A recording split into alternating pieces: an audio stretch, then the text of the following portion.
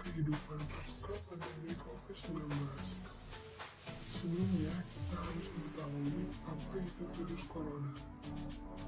Virus corona atau COVID-19 merupakan keluarga besar virus yang menyebabkan penyakit pada manusia dan hewan. Pada manusia, biasanya menyebabkan penyakit infeksi saluran pernafasan, mulai influenza hingga penyakit yang serius, seperti Middle East Respiratory Syndrome atau MERS dan sindrom pernafasan akut berat atau Severe Acute Respiratory Syndrome atau SARS. Virus corona jenis baru yang ditemukan pada manusia sejak kejadian yang biasa muncul di Wuhan, China pada Desember 2019 lalu. Kemudian diberi nama Severe Acute Syndrome Coronavirus 2 atau SARS-CoV-2 dan menyebabkan penyakit Coronavirus Disease 2019 atau COVID-19. Virus corona ini berlangsung sangat cepat dan sudah menyebar ke seluruh dunia. Apa sajakah gejala COVID-19? Gejala-gejala virus corona: gangguan pernapasan, batuk dan pilek, lebih lesu, demam, dan sakit tenggorokan. Seberapa bahayanya sih COVID-19 ini? Seperti penyakit pernapasan lainnya, COVID-19 dapat menyebabkan gejala ringan termasuk pilek, sakit tenggorokan, batuk, dan demam. Sekitar 80% kasus dapat pulih tanpa perlu perawatan khusus. Sekitar 1 dari setiap 6 orang mungkin akan menderita sakit yang parah, seperti disertai pneumonia atau kesulitan bernapas yang biasanya muncul secara bertahap. Bagi orang yang berusia lanjut dan orang-orang dengan kondisi medis yang sudah ada sebelumnya, seperti diabetes, tekanan darah tinggi, dan penyakit jantung, mereka biasanya lebih rentan untuk menjadi sakit parah. Melihat perkembangan hingga saat ini, lebih dari 50% kasus konfirmasi telah dinyatakan membaik dan angka kesembuhan akan terus meningkat. Bagaimana manusia bisa terinfeksi COVID-19? Seseorang dapat terinfeksi dari penderita COVID-19. Penyakit ini dapat menyebar melalui tetesan kecil atau droplet dari hidung atau mulut pada saat batuk atau bersin. Droplet tersebut kemudian jatuh pada benda di sekitarnya. Kemudian, jika ada orang lain menyentuh benda yang sudah terkontaminasi dengan droplet tersebut, lalu orang itu menyentuh mata, hidung, mulut, atau segitiga wajah, maka orang itu dapat terinfeksi COVID-19. Atau bisa juga seseorang terinfeksi COVID-19 ketika tanpa sengaja menghirup droplet dari penderita.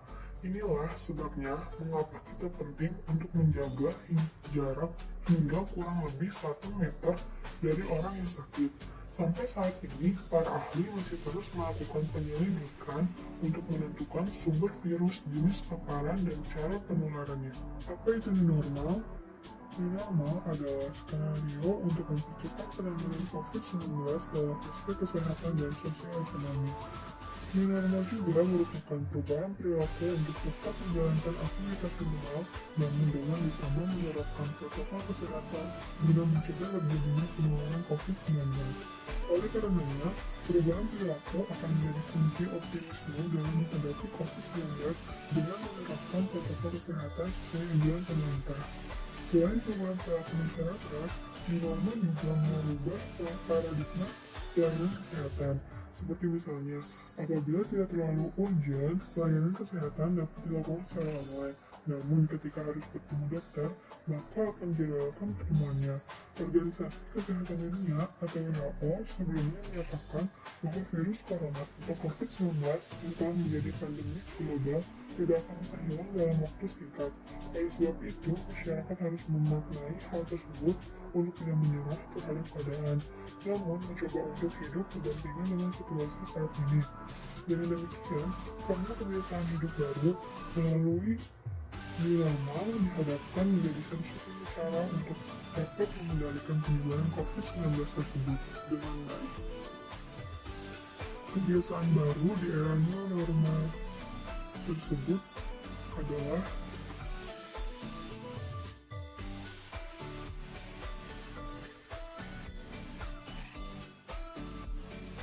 beradaptasi dengan lingkungan seperti menjaga jarak dan menghindari kerumunan.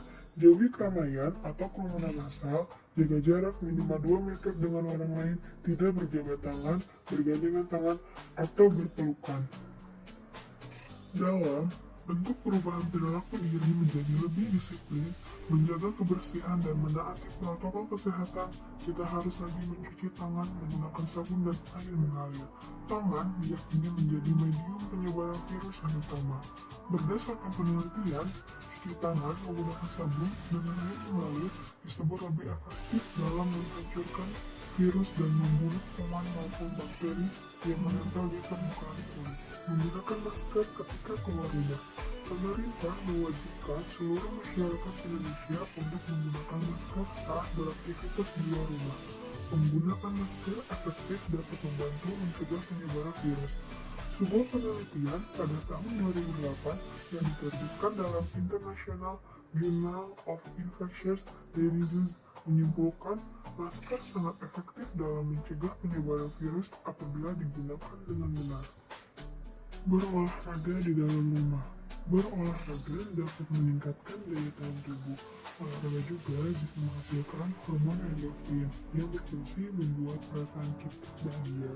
Agar tetap aman, lebih baik berolahraga di dalam rumah, seperti berlari dengan treadmill, mengayuh sepeda statis, yoga, senam, push-up, sit-up, plank, dan squat.